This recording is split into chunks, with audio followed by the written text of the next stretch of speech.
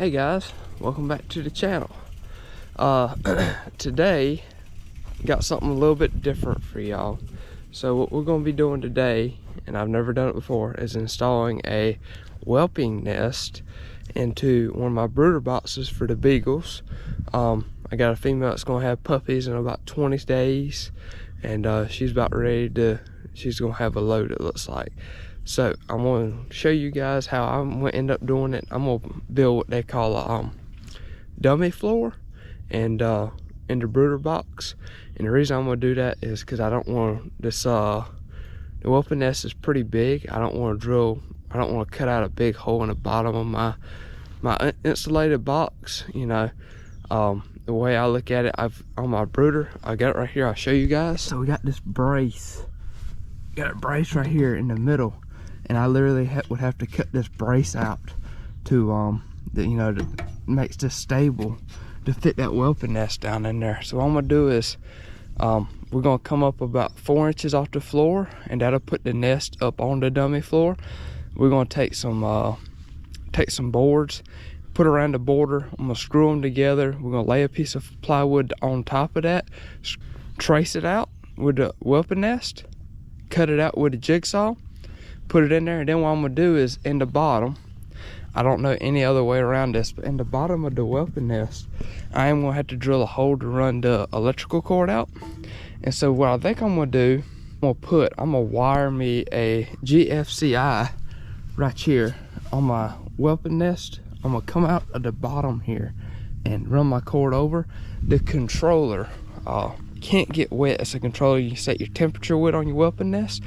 I bought a GFCI last night at Lowe's and checked it in a weatherproof box, and it fits in there perfect. I didn't get a game box though. I forgot to get the game box while I was there to go on the back side. So I'm gonna do is I'm gonna screw me a piece of plywood right here in this gap. I'm gonna let me get my box here. Let me show you. I know I gotta go back to Lowe's to get the junction box, but I'm gonna go ahead and get started just to in case I need something else, I can get it while I'm there. So this piece of plywood is gonna be, all right, let's see, right here, and then this box is gonna be flush. Right here is gonna be flush right there, and the controller is gonna be in there. The knockouts on this weatherproof box, the knockouts right there, I gotta knock that hole out and my wire go in there. And I think what I'm gonna do is I'm gonna wire me an extension cord to it. I got a 12 gauge extension cord, so it should be sufficient. No, it's 14 gauge. It should be sufficient enough for this. And so that's what we're gonna do. So y'all stick with me. I'm just kind of playing it by ear, trying to figure out what I'm going to do. If I'm gonna take this box off, measure it, and then put it back in there. And I think so right now I just got some straw in there so I gotta get that straw out and go from there. So y'all stick with me, we'll see how this goes. All right guys, I got all that straw cleaned out, got the box pretty well cleaned up. So this is the whelping nest, okay? So this is the controller.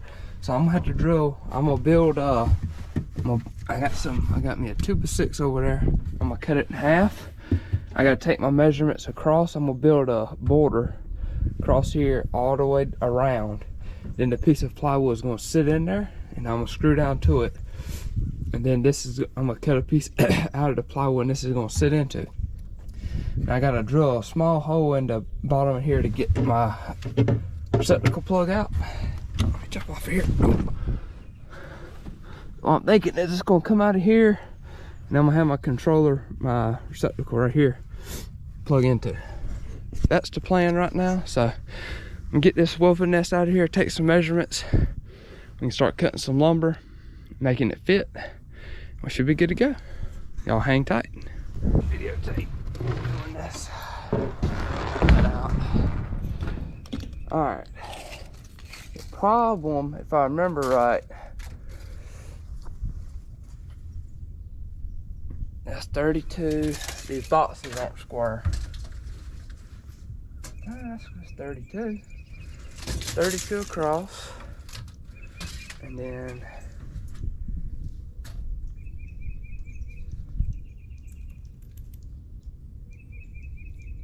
28 that way. So 32, 32, 28. All right, so we got 32 inches front and the back, and then the sides are 28. I'm gonna get set up, make some marks, and figure out what I'm gonna do here. All right, guys, so I figured out what I'm gonna do. So the two that go across are 32. My thickness of my board is 1.5 inches, so a 2-inch is 1.5 inches. So I'm gonna subtract that 32, the 1.5 inches from 32 to make the distance between the width of the board. So 30.5 is what I'm gonna cut the length. So when I stand it up, I can screw them together to make it make more sense, you know, as I do it. But I gotta cut two of 30.5, and then I can do, since those are the short ones, then I can just do the other two 28, and I can screw them in together and lay them in the floor. In theory, should work. As long as I can keep everything square, should be good to go. So I'm gonna get my jigsaw out and make a cut.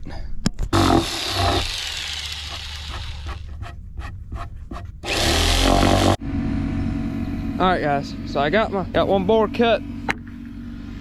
Go across. I'm about to cut my second one. I'm gonna see if I can put y'all somewhere so you can see me make the cut. I'm no professional carpenter by any means. This is just stuff I've picked up learning, working with my dad, uncle, different things.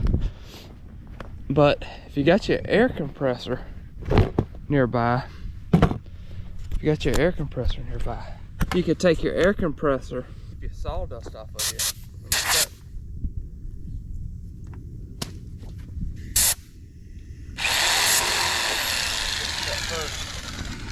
I don't want it to hang on me.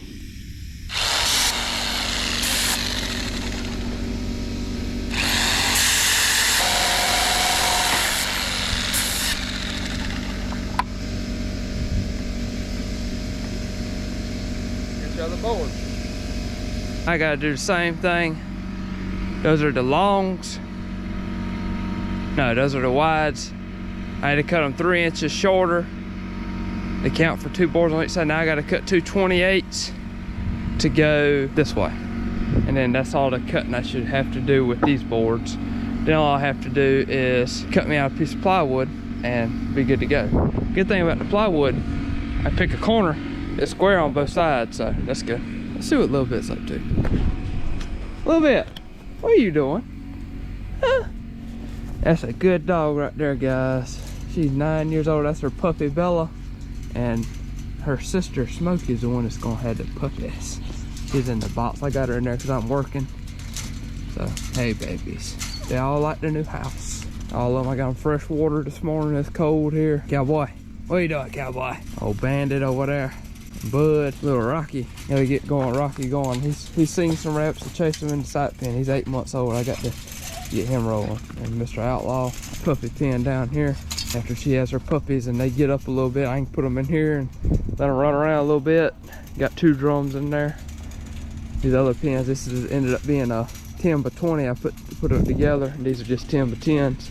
Looking good, Mr. Bandit. All right, guys. I'll cut y'all back on after I get them boards together, and we'll see what it looks like inside the box. All right, guys. I just checked my boards. Everything fits pretty good. Could be a little bit tighter, but that's okay. I'm about to screw them together now. I got them marked, so I know the orientation of how I need to screw it. So I'll screw it together real quick.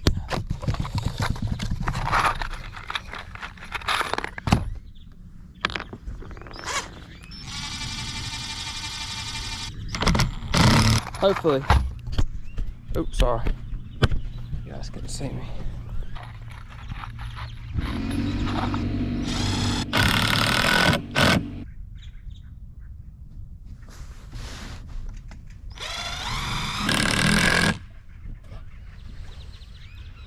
Alright. Other side.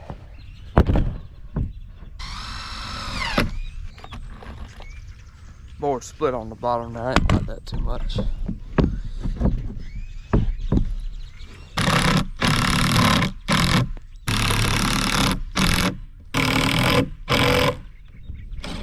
Alright guys, I got it together. So now we're gonna drop it in the box and see what it looks like. Alright guys, we got our bottom in.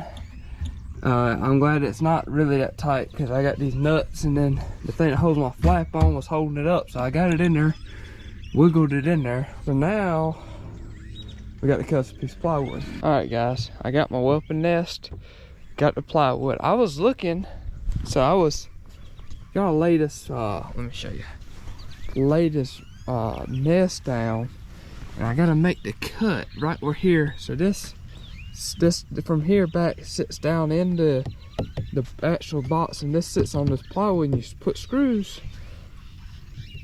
holes, screw it in that plywood to hold it in place. Well, I was trying to figure out how I was gonna make the perfect cut so this would sit down in here. Well, I said, well, I started off by, I said, well, I'll take the measurement inside of here to here, and I'll cut me a pencil and trace it. Well, that didn't work out, kind of rough. So I said, well, I'll go get the cardboard box that came in. I still had it. I'll lay it across the top here, and I'll trace that cardboard box and cut it out right here. Well, I went to go get the box, and someone, they've already thought of this, the company pre-drew it on the box already. So all I got to do is cut this out and then place it on the plywood and cut my plywood. So I'll give them a shout out. Huntsmart.com. I forgot the name of the whelping nest that they have, but that's who I got it from. So I give a shout out to them. But I appreciate that, guys. That saves a little bit of trouble. Now I just gotta go get my scissors, figure out if I'm gonna get my scissors and cut it, or what I'm gonna do about that. So alright guys, so I got my, sorry about the shadows, I got marked out dark line is what I gotta follow. The other one's where I messed up before, but I ended up cutting it out with the jigsaw. I tried it with the scissors, but just too hard, so I cut it out with the jigsaw. What I did is just cut, sit right down in there, the hole will be just like that, and then this is the edge it'll sit on. So alright, I'm gonna cut this out, put you guys over here where you can see, or try to see what I got going on. Got on the pallet.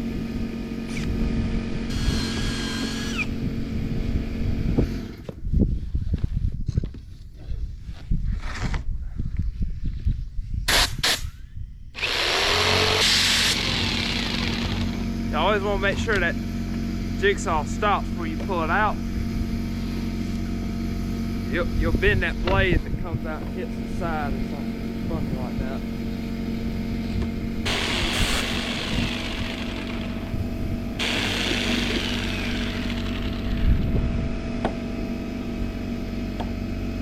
Alright.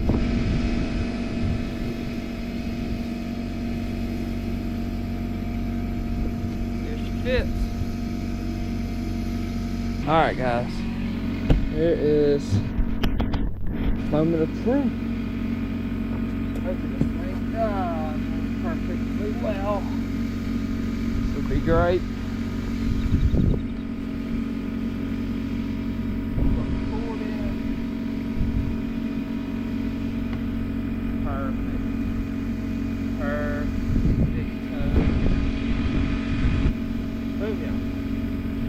That's it. All right, that's it. I got them screws. I got these little short ones I'm gonna run in here, flush. All right, so now what we're gonna do, since we know that fits, yes, first time I ever did this, guys. We're gonna take our piece of plywood, we're gonna put it on here. Well, first we gotta drill us a hole to get our cord out. We're gonna drill us a hole. We're gonna put the plywood in, screw it, And then I gotta drill the hole to get the wire out, which I really don't want to drill a hole in my box, but that's why I'm putting this dummy floor in. But there's no way around it. So I've got, like I said, I want to put my control right there. I think I'm gonna come out of this corner right here and come around and plug in, is what I'm thinking I'm going to do.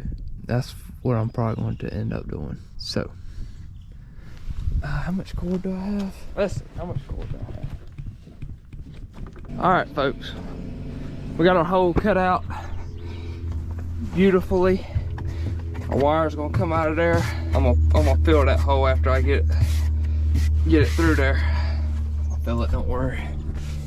All right, guys, I don't have it screwed in yet. This is pretty much what she's going to look like. Now I'm gonna get some screws, put some screws in it. Hey guys, so I got the brooder, I got the whelping nest done in the brooder and got it finished up. And so what we ended up doing here is I got an extension cord, a 50-foot extension cord. Got the controller right here. You can adjust your temperature, you can adjust your low and your high, and this controller will keep it within that 1 degree range. So I got a GFCI wired in here, so if there is any problems it should trip out. And I had put this piece of plywood right here trying to keep it out of the weather. This controller can't get wet, so I figured this was the best thing to use, a weatherproof box. Cut me out a piece of plywood, put it on there, and I had some extra foam, that spray installation foam to fill up holes. So I siliconed around it and took some foam and sprayed around here. And then you come around the back, I've got my extension cord. It's gonna be water and stuff coming off the run. So I had that can of spray installation, so I just sprayed around here to keep any kind of water out of that 2-gang box. And then I had to drill the hole a little bit bigger because I had to get this plug through here. So I couldn't just drill it the size of the wire. I had to drill it to be able to get this plug through there. So she ended up having 11 puppies, guys. Sadly, one didn't make it, out of her, and we lost one the next day. But she's still raising. She's got 9 here, and we've got some that we're helping her out a little bit with the bottle, which we're just about done now. They will be 2 weeks old on Monday, which is in 2 days. So we've already named this one. Her name's Sassy, because she is really sassy. You get her on the bottle, she's just very vocal. She'll talk to you. And then we got this little male. He's a little bit smaller. Sassy was smaller than him, but now Sassy surpassed him. But guys, we're not even really bottle feeding them now, because every time I come out here and open the lid, they've kind of figured out when I call these guys, these old big guys here. Look at this guy. Look how big he is. I call these the heavy hitters. And whenever the heavy hitters are done feeding, them two kind of go at it. And I've actually now seen little Sassy, I've seen her nursing on Smokey whenever the heavy hitters, so she's actually competing with them now. But this heating pad is great. It's at 95 degrees right now. This is the first time I ever used one. I bought it, like 2 weeks before she was due to have the puppies. I think if I wouldn't have had the heating pad, we definitely would have lost Sassy and the little male, and probably a few more, because puppies don't generate their own heat until they're like, I think 4 weeks old. And so this heat pad, wherever they are, if they're away from her, they're still staying temperature, which is great. I would highly recommend it to anybody that's gonna raise puppies. If I had to build this setup again, this is just a dog house, insulated dog house, but older gentleman I know that's got beagles, he suggests to build your box a little bit bigger where you can put the heating pad, the whelping nest on one side, and then have some space, so that way if it gets warm one day or something, they can get off of that whelping nest and get back cool or whatever. Then they can go back to it if they want to, to get a little cold or something. So if I have to do it over again or build another one, that's probably what I will do. But you still have plenty of space on the outside. I kind of centered the whelping nest. You still have plenty of space so they can get off. And I've got this puppy rail, guys, and what this right here, these 2x4s, the purpose of this is if she gets in here when they get up or whatever, they can go over here and get under this. If they can't get slammed, they can't get crushed in between her and this wall. So that really helps them out big time from, getting crushed. But other than that, all is well. We'll give you guys updates, but we got 9 beautiful pups, and they all look like they kind of favored their dad a little bit more than her. They're pretty dark, so. But that's the update. They're pleased with it. So, hope you guys enjoyed this video, and hope you learned something from it. If you have any questions or anything, put them in the comments. Or if you have any suggestions, you can put them in there too. But we appreciate it. Y'all have a good one.